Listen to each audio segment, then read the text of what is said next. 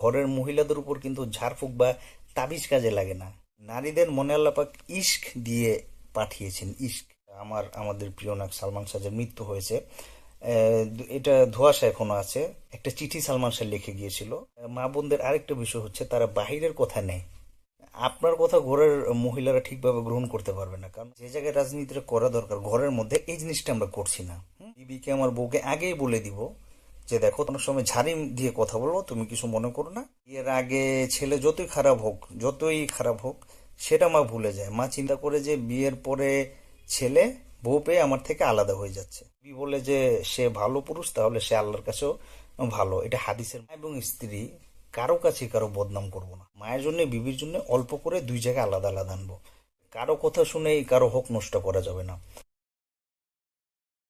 আসসালামু আলাইকুম রহমতুল্লাহ। কেমন আছেন? আশা করি আলহামদুলিল্লাহ ভালো।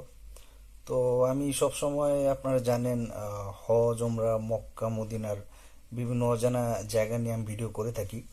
কিন্তু রিসেন্টলি যে বিষয়গুলো হচ্ছে, আমার কিছু বন্ধু বান্ধব, কাছের লোকজনের, কাছের ফ্যামিলির বউ শাশুড়ি যে দ্বন্দ্ব, এটি নিয়ে বিভিন্ন কনফ্লিক্ট হচ্ছে, সমস্যা হচ্ছে। তো এগুলো নিয়ে আমি একটু আজকে কথা বলতে চাচ্ছি। আসলে বিষয়টা হচ্ছে, আমরা তো অনেক জায়গায় পুরুষরা অনেক চালাকি বা এটাকে কি বলে, পলিটিক্স বা ট্রিক্স করে থাকি। কিন্তু আসলে যে জায়গায় ট্রিক্সটা করা দরকার, যে জায়গায় রাজনীতিটা করা দরকার ঘরের মধ্যে, এই জিনিসটা আমরা করছি না। তো এতে কি হচ্ছে, আমরা যদি এখানে একটু ট্রিক্স করি, যেমন আমি আমার বিবিকে আমার বউকে আগেই বলে দিব যে দেখো, তোমাকে আমি ভালোবাসবো, ঘরের ভিতরে ভালোবাসবো, কিন্তু মায়ের সামনে আমি তোমাকে এত একটা ভালোবাসা প্রকাশ করতে পারবো না। ঠিক আছে? মায়ের সামনে আমি তোমাকে অনেক সময় বড় চোখে তাকাবো, বাঁকা চোখে তাকাবো, অনেক সময় ঝাড়ি দিয়ে কথা বলবো, তুমি কিছু মনে করো না। তুমি আমাকে ঘরে এসে যা ইচ্ছা করো, ঘরে এসে আমার সব ভালোবাসা তোমার জন্য থাকবে। মায়ের সামনে এটা আমি প্রকাশ করতে পারবো না। এটা যদি আমি করি, তাহলে হতে পারে মায়ের মনে কষ্ট পাবে কি, এমন হবে যে মা এটা ভাববে যে হয়তো আমার ছেলে বিয়ে করে আমার থেকে পর হয়ে যাচ্ছে। এটাই হয়। দেখা যাচ্ছে বিয়ের আগে ছেলে যতই খারাপ হোক সেটা মা ভুলে যায়। মা চিন্তা করে যে বিয়ের পরে ছেলে বউ পেয়ে আমার থেকে আলাদা হয়ে যাচ্ছে। তো এই জিনিসটা একটু আমরা খেয়াল রাখবো, একটু আগে ট্রিক্স খাটাবো। আর আরেকটা জিনিস হচ্ছে যে, আহ, বিবিকে তো, বউকে নিজের হাতে খাইয়ে দেওয়া সুন্নত, যত্ন করা সুন্নত, এটা আল্লাহ রসুলের সুন্নত, সন্দেহ নেই। কিন্তু মা যদি এটা দেখে কষ্ট পায়, তাহলে এটা মায়ের সামনে করা যাবে না। মায়ের সামনে যদি করি, মা ভাববে যে ছেলে আমার থেকে আলাদা হয়ে যাচ্ছে, বিবিকে বেশি ভালোবাসছে। আর এইটা ভাবাটাই স্বাভাবিক। কারণ কি, কারণ নারীদের মনে আল্লাহ পাক ইশক দিয়ে পাঠিয়েছেন। ইশক, আমরা মোহব্বত ভালোবাসা এটা জানি, কিন্তু ইশক একটা শব্দ, এটা হচ্ছে উর্দু বা হিন্দি। উর্দু, এটা মোহব্বত হচ্ছে যেটা আমি ভালোবাসি, হ্যাঁ। আর ইশক কোনটা? ইশক হচ্ছে এমন ভালোবাসা যেটা সবার থেকে আমাকে আলাদা করে নিবে। এত ভালোবাসবো যে সবার থেকে আমি আলাদা করে নিব। তো মহিলাদেরকে আল্লাপাক ইশক দিয়ে পাঠিয়েছেন মনের মধ্যে। এটা লজিকও আছে, এটা দরকারও, এটা প্রয়োজনও। কারণ মহিলাদের মনে যদি আল্লাপাকে ইশক না দিত, এতটুকু গভীর ভালোবাসা না দিত, তাহলে ছেলে কি খাচ্ছে না খাচ্ছে মা পরও করতো না, ফেলে রাখতো। স্বামী কোথায় যাচ্ছে, কার সাথে মিলছে, এগুলো বিবি, স্ত্রী পরোয়া করতো না। যেখানে যা হচ্ছে হোক, যা ইচ্ছা করুক, এই মনোভাব থাকতো। তো আলহামদুলিল্লাহ, আল্লাপাক নারীদের মনে বাড়তি মোহব্বতটুকু বা ইশক দিয়েছে। এই জন্যই আমাদের স্বামী স্ত্রী বা বোন, ভাই বউ, এদের মধ্যে কনফ্লিক্টটা হয়ে থাকে। আর এর মধ্যে আরেকটা জরুরি বিষয় হচ্ছে যে, আপনার মায়ের ঘরে গিয়ে আলাদা দেখা করা। রাত্রে যখন আমি কাজ থেকে ফিরবো, কিছু সময়, অল্প সময় হলেও মায়ের ঘরে গিয়ে আলাদা দেখা করা, তাকে এইটুকু বুঝ দেওয়া, এইটুকু মানে বোঝানো যে আমি তোমার থেকে আলাদা হয়ে যাইনি, তোমার যে কদর, এটা আমার মন থেকে, আমাদের মন থেকে কমে যায়নি। যদি ঘরের জন্য কিছু আনতে হয়, অবশ্যই, তাহলে অবশ্যই, যেমন ফল হতে পারে বা ফাস্ট ফুড হতে পারে, এটা অল্প করে হলেও দুইজনের জন্য আনবো, একসাথে আনবো না। মায়ের জন্য, বিবির জন্য অল্প করে দুই জায়গায় আলাদা আলাদা আনবো। আর যদি কিছু বিশেষ কিছু যদি কারোর জন্য আনতে ইচ্ছা হয়, মা বা বিবি, সেটা আলাদা গোপনে তাকে সার্ভ করবো, তাকে এটা গোপনে দিব।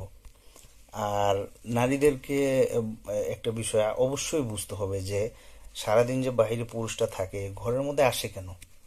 ঘরের মধ্যে অবশ্যই রিল্যাক্স করার জন্য বা শান্তি সুখের জন্য, একটু স্বাচ্ছন্দ্যের জন্য আসে। আমি ভুল হলে আল্লাহ আমাকে মাফ করে। যেমন আপনারা সবাই জানেন যে সালমান শাহ, আমাদের প্রিয় নায়ক সালমান শাহ যে মৃত্যু হয়েছে, এটা ধোঁয়াশা এখনো আছে। কেউ বলে আত্মহত্যা, কেউ বলে হত্যা। তো হত্যা যদি হয় তো ঠিক আছে, কিন্তু আল্লাহ না করে যদি আত্মহত্যা হয়ে থাকে, তাহলে এর কারণটা আপনারা নেটে দেখবেন। একটা চিঠি সালমান শাহ লিখে গিয়েছিল। তো এটার মধ্যে ঘটনা আছে এরকম যে মা আর বউয়ের মধ্যে ঝগড়া ছিল। এটা উনি মেন্টালি নিতে পারছিল না, মেন্টালি এতটা সিক হয়ে গিয়েছিল এই মা আর বউয়ের ঝগড়ার কারণে। তো আমরা আসলে এই বিষয়গুলো আমাদের খেয়াল রাখবো যে ঘরে যদি মা বিবির মধ্যে যদি দ্বন্দ্ব থাকে, তো ঘরে যে পুরুষটা থাকে তার ক্যারিয়ারের মধ্যে, তার ব্যবসা, তার চাকরির মধ্যে এটা খুব ধরনের হ্যাম্পার করে, খুব ধরনের ডিস্টার্ব হয়। সে বাইরে কোথাও গেলেও মনটা এক জায়গায় রাখতে পারে না, তার জন্য খুব সমস্যা হয়ে যায় এই বিষয়গুলো। এক সময় এই ভালোবাসার যে সম্পর্কগুলো আছে, মা, স্ত্রী, ছেলে বা স্বামী স্ত্রী, এই সম্পর্কগুলা ভালোবাসার সম্পর্ক, শ্রদ্ধার সম্পর্ক, দেখা যায় এই কারণগুলোর কারণে আস্তে আস্তে এই শ্রদ্ধার সম্পর্কগুলো ঘৃণার সম্পর্কে মানে রূপ নেয়, বিষাক্ত ঘৃণার সম্পর্ক তৈরি হয়ে যায় এই সব কারণগুলোর কারণে।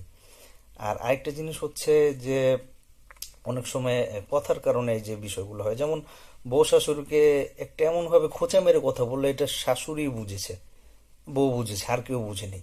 বা শাশুড়ি বউকে এমন ভাবে কোন একটা কথা বললো যে এটা শুধুমাত্র বউই বুঝেছে, বা শাশুড়ি বুঝেছে, বউ বুঝে, মানে দুজনের মধ্যে এমন খুব কটু কথা, মানে সফট ভাবে হয়ে থাকে। তো এগুলো হয়ে থাকে আপনার কথার কারণে। আমরা পুরুষরা অবশ্যই খেয়াল রাখবো যে মা এবং স্ত্রী কারো কাছে কারো বদনাম করব না। আমরা এমন ভাবে নিজেকে ট্রিট করব যে আমি তোমার পক্ষেও না, তোমার পক্ষেও না। যদি একজন একজনের বদনাম করি তাহলে কি হবে, দুইজন দুজনের মানে শত্রুতার সুযোগ পেয়ে যাবে।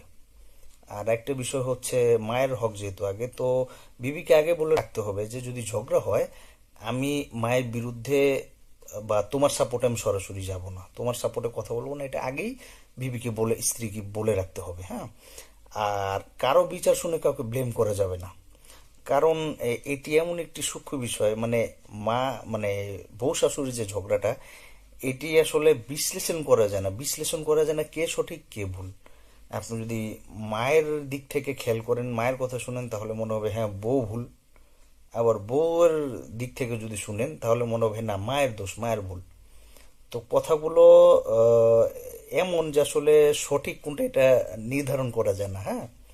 তো এই জন্যে আপনার যেটা করণীয় যে যদি অপরাধ গুরুতর হয়ে থাকে, বড় অপরাধ হয়ে থাকে, তাহলে দুইজনকে সামনে নিয়ে বসা, দুইজনের কথা শুনে একটা সঠিক সমাধানের চেষ্টা করে আপোষ করে দেয়া। আর একটা বিষয় হচ্ছে যে কারো কথা শুনেই কারো হক নষ্ট করা যাবে না। কারণ পুরাণে পাকে মায়ের হক যেরকম আছে, মায়ের হক বেশি, এটা অবশ্যই বিবির হকও আছে। মায়ের কথা শুনে আপনি বিবিকে দোষারোপ করতে পারবেন না বা যাতা করতে পারবেন না। আবার বিবির কথা শুনে তো মাকে অবশ্যই যাতা করা যাবে না। মায়ের পায়ের নিচে যেমন সন্তানের বেহেস্ত, আমার বেহেস্ত, ঠিক তেমনি মানে আমি যদি মুমিন হতে চাই, উত্তম মুসলমান হতে চাই, এটার জন্য আমার আবার বিবির মানে স্ত্রীর সার্টিফিকেট লাগবে।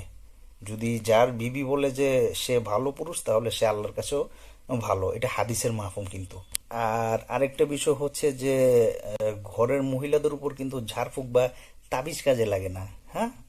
আপনি যত বড়ই দরবেশ হন, আলেম হন, আপনি মানে যত বড়ই আমির সাহেব হন, যেই হন না কেন, আপনার কথা ঘরের মহিলারা ঠিকভাবে গ্রহণ করতে পারবে না, কারণ ওরা আপনাকে সবসময় দেখে দামটা আপনার কমে যায়, আপনি যতই ভালো হন।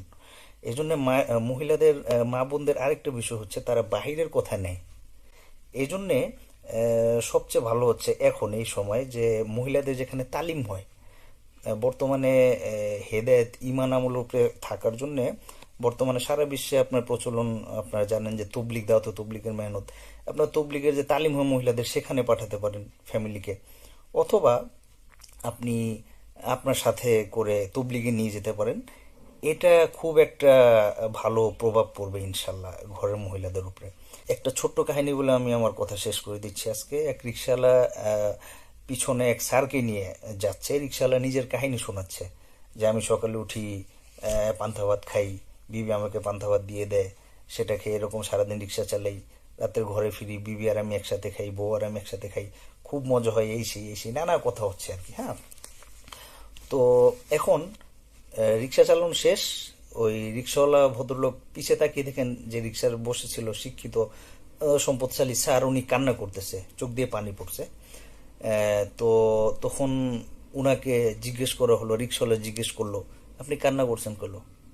তো এই স্যার তখন আফসোস করে বললো যে ভাই, আপনার কথা শুনে কান্না করছি, কারণ আমার জীবন অনেক কিছু আছে, কিন্তু ঘর থেকে যখন সকালে বের হই, তো আমার ঘরে আমার যে মহিলা আছে, পরিবার আছে, আমাকে একটা লিস্ট ধরিয়ে দেয়, লিখে আজকে কি কি লাগবে। রাত্রে যে সময়, মানে রাত্রে যখন আমি এই জিনিসগুলো নিয়ে ঘরে যাই, ঘরে গিয়ে জিনিসগুলো বিবির কাছে, বউয়ের কাছে দেই, তো বউ আমাকে আমার চেহারার মধ্যে জিনিসগুলো ছুঁড়ে মারে। ছুঁড়ে মেরে বলে যে তুমি জীবনেও কেনাকাটা শিখলে না, কি আনতে বলছি আর কি আনলা। তো যেটা উদ্দেশ্য যে ঘরের মধ্যে সুখ শান্তি বা সুখী হওয়ার জন্য টাকা পয়সা দরকার না, প্রয়োজন হচ্ছে আল্লাহ রসুলের যে সুন্নতগুলো, ভালোবাসাগুলো, মহব্বতের, ঘরে ঢুকার বা ফ্যামিলি যে সুন্নতগুলো আল্লাহ রসুলের, এগুলো ইনশাল্লাহ অ্যাপ্লাই করলে ইনশাল্লাহ ঘরের মধ্যে সুখ শান্তি বরকত সব আসবে। মা, বিবি, ফ্যামিলি, বউ বাচ্চা সবাইকে নিয়ে ইনশাল্লাহ সুখে শান্তিতে থাকতে পারবেন। আজ এই পর্যন্তই। নেক্সট ইনশাল্লাহ আবার হজ উমরার বিষয়, ইনশাল্লাহ মক্কা মদিনা অজানা জায়গাগুলো নিয়ে ইনশাল্লাহ কথা হবে। সবার কাছে দোয়া চাচ্ছি। দেখা হবে আবার ইনশাল্লাহ। আসসালামু আলাইকুম।